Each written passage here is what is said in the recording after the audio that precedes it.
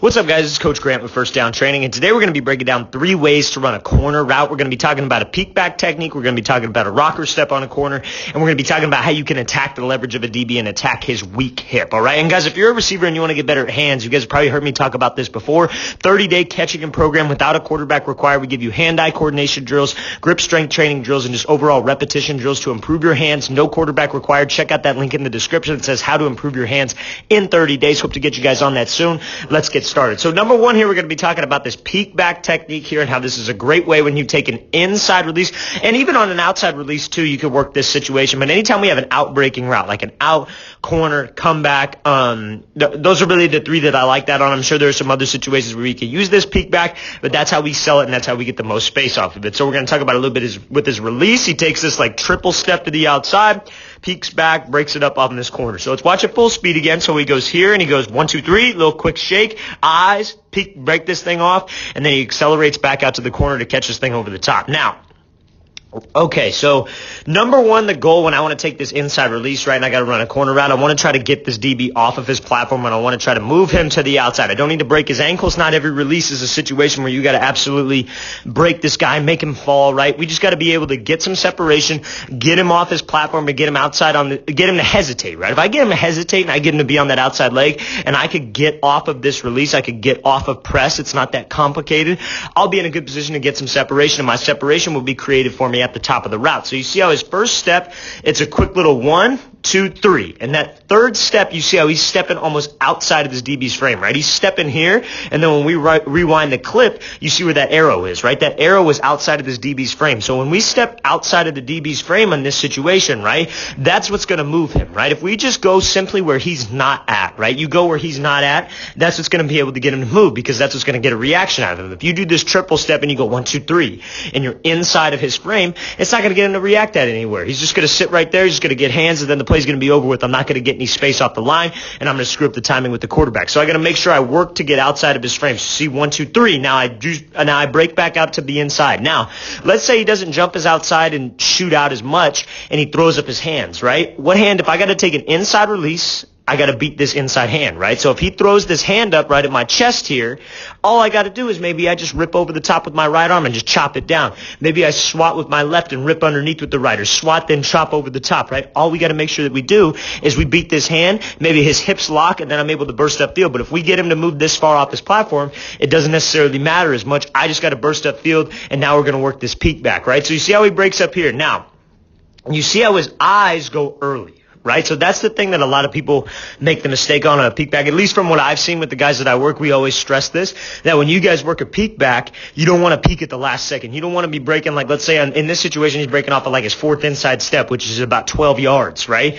And he's breaking, we don't want to look right at my last step, right on that cut, then you throw your eyes, because that's not going to make this guy greedy and want to undercut it. You see how he holds his eyes for about 2 inside steps, and then he throws his head and shoulders to this fake, right? Those eyes are selling like he's just running the seam straight up the middle of the field. Quarterback's going to drop this thing over the top right in that bucket. This DB wants to undercut it, or the quarterback's going to throw it on a line here, depending on maybe the coverage of the situation, and this DB wants to get greedy and make a play on the ball, right? So that's how we sell this thing with my eyes. But again, the DB shouldn't be looking there anyway, so we got to make sure I take care of him with my hips and with my body as well. So you see how he's here, throws his upper half into this thing, very sudden with this cut, head and shoulder fake, make sure we're giving him those eyes, and then I'm here. I got to make sure that I widen this gap with the DB. I continue to drive my arms, and I use that cut. I push off of that inside arch to give me that acceleration back up to this corner. That's a great job here. Let's watch this thing full speed one more time. So he's coming off the line here. Gives him this triple step, so just 1, 2, 3, gets him to move off that platform, eyes, breaks this thing off, accelerates back out over the top. Great route here by KJ Hill. Okay, so now we're going to be looking at Rieger here run this rocker step corner, and I think this is a great situation when you maybe got to run this corner up against a safety, right? So like this is like a reverse smash situation here, right?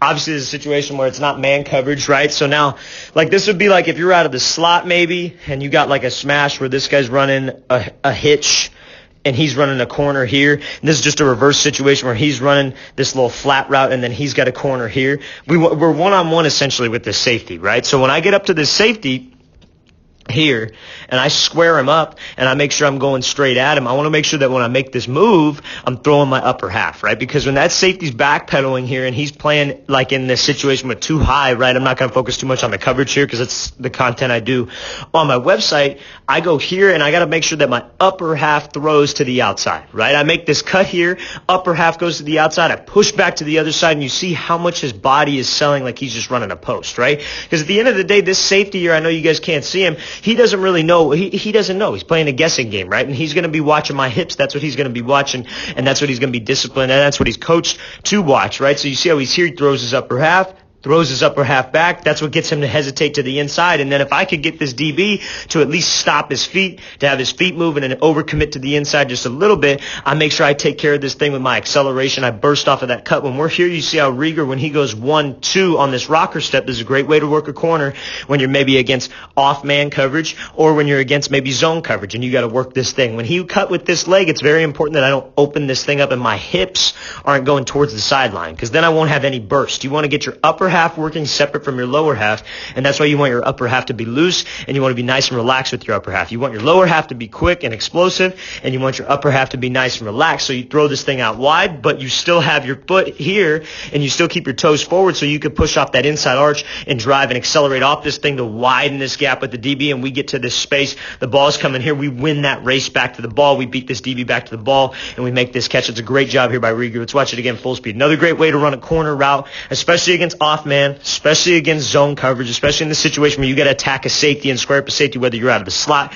whether you work this like reverse smash concept here. You want to square him up, make sure your upper half works when we do this rocker step. Let's watch it again full speed so you see how he comes off here. Make sure we're attacking him, make sure we're squaring him up. I throw my upper half into this thing, and I break out to this route. Great job. Okay, so now we're going to talk about a situation where we want to attack this DB's, like, I would say, weak hip, right? So let's talk about this. So he's coming off here, and you see how this DB turns. We get to that almost, we force him to speed turn on this thing when you attack that weak hip and you give him this move, right? So now, Hawkins, when he comes off here, he sees that this DB's bailing, right? Gives him this inside here, wants to take away this outside based on his alignment. So now, this is probably a situation they're working where he maybe has safety help over the middle or something like that. Maybe like maybe some kind of look where it's too high safety look, but it's man coverage, right? So again, we're not going to dive too much into the coverage aspect of it, but this is that situation that we're working in. He's kind of giving him this inside based on his alignment, right? So I got to make sure that where I want to attack is I want to attack this weak hip. That's any situation where maybe a DB's bailing, like let's say he's bailing in, let's say maybe you're on the outside, we cut your split down, and this DB's bailing. Like let's say it's maybe a zone coverage look where he's facing the quarterback and he's bailing. You want to attack that weak hip. You want to attack that front hip, because that's what gets you into that blind spot almost. But especially if you attack that weak hip and you give him the violent head fake to the inside, like he does here, that's going to get him to be a little bit greedy because he's going based all off the field, right? When he's turned to the inside, in this situation, he's looking at him, but in a situation like where it's zone coverage, his eyes are going to be here. He's going off a field, and if you give him that 1-2 and that little jab to the inside, that's what can get him overcommitted, and that's what can get him to stop his feet. And by the time I make that cut, you see where Hawkins does here. Same thing as the last rep we were talking about with Rieger. Head and shoulders to the inside, his upper half's loose, but he's still pushing off this inside part of his foot, and he's driving here, right? You see how much he's pushing to create some acceleration out, run those arms and continue to widen this gap, forcing this guy to speed turn so we can't react to this thing, and using my speed to be able to get me some separation. You see how he doesn't look right away, right? When guys love when they make that move, when they make 1-2 and they're doing this thing like the last clip we talked about. Maybe they're working a rocker step, maybe they work some kind of a stem, that they'll make this break and then they'll look right away. They pop their chest up, especially when you're looking back this way for the ball. It's easy to pop your chest up and then maybe to stop your arms. You want to make sure that even when you do look, you want to continue to drive those arms. But when it's man coverage like this, we can pretty much anticipate that the quarterback's going to be throwing this thing with some air. He's not going to try to throw it on a line and bring us back downhill, because this guy's going to make an easier play to undercut it. But that's the thing. We can't change up the route based on that, because the quarterback might be on a different page than us just to make sure.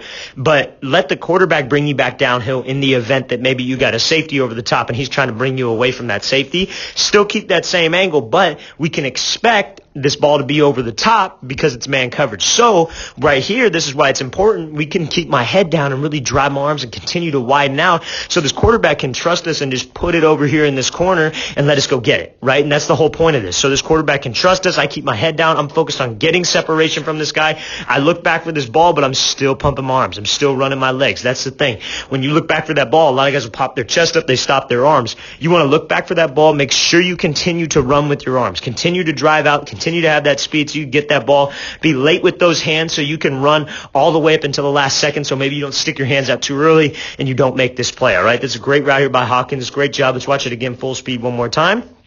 So coming out here, attack that weak hip, 1-2, give him that jab, make sure we accelerate out, then make this play over the top. Great rep here. All right, guys, I really want to thank you for watching. I really appreciate it. Again, if you guys have any questions, leave those in the comments. And guys, if you want to improve your hands, like I said, check out that link in the description that says improve your hands in 30 days, guys. I'll see you guys next time.